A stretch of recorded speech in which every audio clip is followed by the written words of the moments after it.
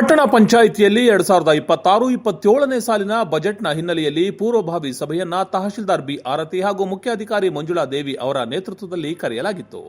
ಇದೇ ಸಂದರ್ಭದಲ್ಲಿ ಪಟ್ಟಣದ ಹಲವು ನಾಗರಿಕರು, ಸಾರ್ವಜನಿಕರು ಆಗಮಿಸಿ ತಮ್ಮ ಅಭಿಪ್ರಾಯಗಳನ್ನು ಹಾಗೂ ಪಟ್ಟಣಕ್ಕೆ ಆಗಬೇಕಾದಂತಹ ಒಂದಷ್ಟು ಮಾಹಿತಿಗಳನ್ನು ಹಂಚಿಕೊಂಡರು. ಜನಪ್ರತಿನಿಧಿಗಳು, ಎಲ್ಲ ಸಂಘ ಸಂಸ್ಥೆಗಳ ಮುಖಂಡರುಗಳು, ಪತ್ರಿಕಾ ಮಾಧ್ಯಮದವರು, ಹಿತರಕ್ಷಣೆ ಹೀಗೆ ಹಲವು ಸಂಘ ಸಂಸ್ಥೆಗಳಿಂದ ಮುಖಂಡರು ಹಾಜರಾಗಿ ಗುಬ್ಬಿ ಪಟ್ಟಣಕ್ಕೆ ಈ ವರ್ಷ, ಮುಂದಿನ ವರ್ಷದಲ್ಲಿ ಏನು ನಾವು ಬಜೆಟ್ ಮಂಡನೆ ಮಾಡ್ತಾ ಇದ್ದೀವಿ, ಆ ಬಜೆಟ್ನಲ್ಲಿ ಅತ್ಯಂತ ಪ್ರಮುಖವಾಗಿ ಅವರಿಗೆ ಏನು ಇನ್ವಾಲ್ವ್ ಮಾಡಬೇಕು, ಪಟ್ಟಣ ಪಂಚಾಯಿತಿ ಈಗ ನಮ್ಮದು ಗುಬ್ಬಿ ಟೌನ್ ಡೆವಲಪ್ಮೆಂಟ್ ದೃಷ್ಟಿಯಿಂದ ಏನೇನು ಕೆಲಸ ಆಗಬೇಕು ಅನ್ನೋದ್ರ ಬಗ್ಗೆ ಎಲ್ಲ ಏನು ಪ್ರತಿನಿಧಿಗಳು, ಈಗ ಹಾಜರಿದ್ದ ಮುಖಂಡರುಗಳು ನಮಗೆ ಇದು ಕೊಟ್ಟಿದ್ದಾರೆ, ಸಜೆಷನ್ಸ್ ಕೊಟ್ಟಿದ್ದಾರೆ.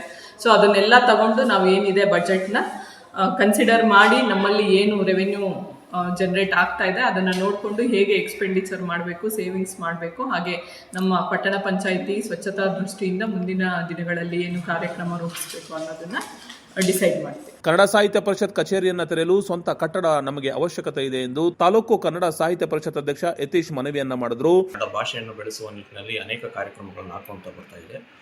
ನಮ್ಮ ಗುಬ್ಬಿ ತಾಲೂಕಿನಲ್ಲೂ ಕೂಡ ಅನೇಕ ಸೃಜನಾತ್ಮಕ ಕೆಲಸಗಳನ್ನು ಮಾಡಿಕೊಡ್ಲಾಗ್ತಾ ಇದೆ. ನಮ್ಮ ಶಾಸಕರು ಕನ್ನಡದ ಪರವಾಗಿದ್ದಾರೆ. ಈಗ ಆಲ್ರೆಡಿ 2 ಸಮ್ಮೇಳನಗಳಿಗೆ ಅವರು 1 ಲಕ್ಷ 2 ಲಕ್ಷ ರೂಪಾಯಿ ಅನುದಾನವನ್ನು ನೀಡಿ ಸಮ್ಮೇಳನಗಳನ್ನು ಯಶಸ್ವಿಗೊಳಿಸೋದಕ್ಕೆ ಕಾರಣಕರ್ತರಾಗಿದ್ದಾರೆ. ಅವರಿಗೆ ಅಭಿನಂದನೆಗಳನ್ನು ಸಲ್ಲಿಸ್ತೀನಿ. ಗುಬ್ಬಿ ತಾಲೂಕಿನಲ್ಲಿ ಕನ್ನಡ ಭವನ ಇಲ್ಲ. ಅನೇಕ ಕನ್ನಡಕ್ಕೆ ಸಂಬಂಧಪಟ್ಟಂಥ ಅನೇಕ ಸಾಂಸ್ಕೃತಿಕ ಕಾರ್ಯಕ್ರಮಗಳನ್ನು ನಡೆಸೋದಕ್ಕೆ ನಾವು ಶಾಲೆಗಳನ್ನು ಅಥವಾ ಬೇರೆ ಸಂಘ ಸಂಸ್ಥೆಗಳನ್ನು ಆಶ್ರಯಿಸಬೇಕಾಗಿದೆ. ಈ ನಿಟ್ಟಿನಲ್ಲಿ ದಯಮಾಡಿ ಒಂದು ಪಟ್ಟಣ ಪಂಚಾಯಿತಿಯ ಪೂರ್ವಭಾವಿ ಸಭೆಯಲ್ಲಿ ನಾವು ಭಾಗವಹಿಸಿದ್ವಿ. ಬಜೆಟ್ನಲ್ಲಿ ಯಾವುದಾದ್ರು ಒಂದು CS ಸೈಟನ್ನು ನೀಡಿದ್ರೆ ಆ ಮೂಲಕವಾಗಿ ಕನ್ನಡ ಭವನವನ್ನು ನಾವು ಕಟ್ಕೊಳ್ಬೋದಾಗಿದೆ. ಆ ಮೂಲಕ ಕನ್ನಡ ಕಾರ್ಯಕ್ರಮಗಳನ್ನು ಯಶಸ್ವಿಯಾಗಿ ನಡೆಸ್ಕೊಳ್ಬೋದಾಗಿದೆ.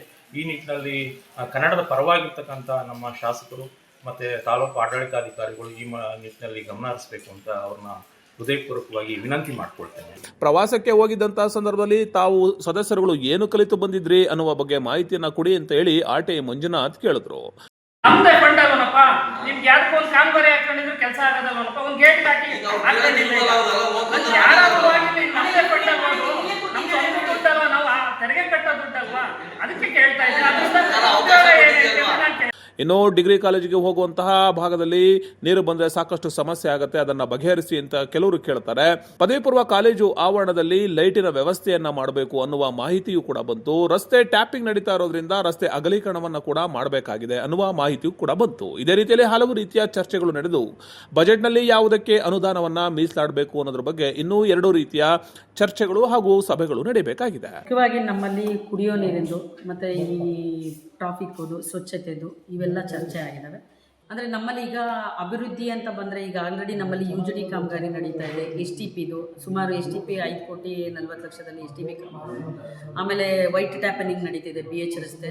ಅದ್ರ ಜೊತೆಗೆ WTP ವರ್ಕು ಅಂದರೆ ಕುಡಿಯೋ ನೀರಿನ ಜಲ್ಜೀವನ್ ಮಿಷನ್ 2.0ನಲ್ಲಿ 18 ಕೋಟಿನಲ್ಲಿ ಕುಡಿಯೋ ನೀರಿನ ಕಾಮಗಾರಿ ನಡೀತಾ ಇದೆ.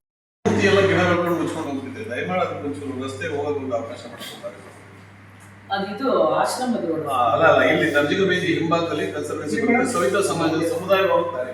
ಅಪರೂಪದಲ್ಲಿ ಬಂದಿರೋ ದುಡ್ಡನ್ನು ಮಾಡಿಸಿ, ಇಲ್ಲ ಯಾರನ್ನ ಹೇಳಿ ಮಾಡ್ಕೊಡಿ. ನಮ್ಮಲ್ಲಿ ಆಲ್ರೆಡಿ ಹೊಸ ಕೇಳಿದ್ದು ಹಳೆಯ ಒಂದಷ್ಟು ಮೆಟೀರಿಯಲ್ಸ್ ಇದೆ, ಅದನ್ನ ಅವರಿಗೆ. ಇದೇ ಸಂದರ್ಭದಲ್ಲಿ ತಾಲೂಕು ಆರೋಗ್ಯಾಧಿಕಾರಿ ಡಾಕ್ಟರ್ ಬಿಂದು ಮಾಧವ, ಕಾಲೇಜಿನ ಪ್ರಾಂಶುಪಾಲ ಡಾಕ್ಟರ್ ಪ್ರಸನ್ನ ಸೇರಿದಂತೆ ಇನ್ನಿತರರು ಹಾಜರಿದ್ದರು.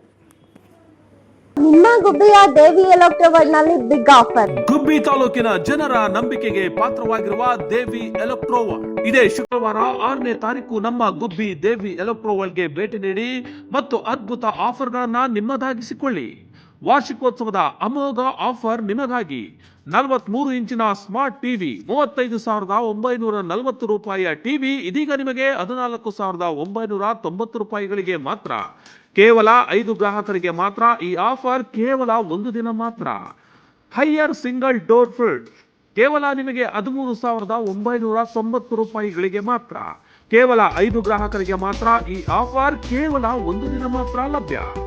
ಪ್ರೆಸ್ಟೀಜ್ ಮಿಕ್ಸರ್ ಗ್ರೈಂಡರ್ ಕೇವಲ 1990 ರೂಪಾಯಿಗಳಿಗೆ ನಿಮಗೆ ಸಿಗ್ತಾ ಇದೆ. ಈ ಆಫರ್ ಕೇವಲ ಒಂದು ದಿನ ಮಾತ್ರ, ಕೇವಲ 20 ಗ್ರಾಹಕರಿಗೆ ಮಾತ್ರ. Judge by Prestige gas stove ಕೇವಲ 2490 ರೂಪಾಯಿಗಳಿಗೆ ನಿಮಗೆ ಸಿಗ್ತಾ ಇದೆ. ಈ ಆಫರ್ ಕೇವಲ ಒಂದು ದಿನ ಮಾತ್ರ, ಕೇವಲ 10 ಗ್ರಾಹಕರಿಗೆ ಮಾತ್ರ. ಯಾವುದೇ ಮೊಬೈಲ್ ಖರೀದಿ ಮಾಡಿದಲ್ಲಿ ಉಚಿತ ಉಡುಗೊರೆ ನಿಮಗಾಗಿ. ಮೊದಲು ಬಂದವರಿಗೆ ಮೊದಲ ಆದ್ಯತೆ.